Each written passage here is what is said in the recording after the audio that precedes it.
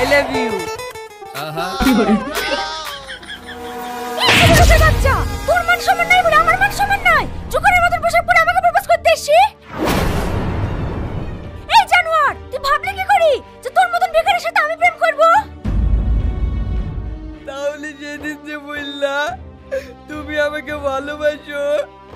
আরে ছোট লোকের বাচ্চা, সেদিন একটু তোর সাথে মজা করে লেগে ভালোবাসার অভিনয় করেছিনু। আর তুই এতটাই পাগলা সব সত্যি ভেবে লেছি, নিজে রকার দেখবে দেখবিনি। আমি সত্যি আমার রকারটা ভুলে গেছিলাম, পারলে আমাকে ক্ষমা করে দিও। তোমার অভিনয়টা এতটাই নিখুঁত ছিল আমার একবারের জন্য মনে হয়নি জানো যে তুমি এত ভালো অভিনয় করতে পারো।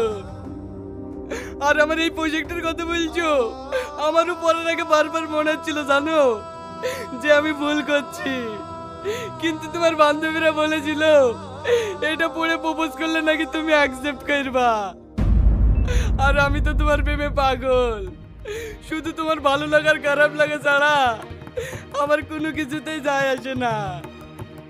কেউ যদি আমাকে বাঁশির দড়ি গলায় নিয়ে বলতে বলে না, তখন আমি তোমাকে ভালোবাসি কথাটা বলতে একবারও ভাববো না। এই নাও, এই বুদ্ধিটা দেওয়ার জন্য তোমাকে অনেক অনেক ধন্যবাদ।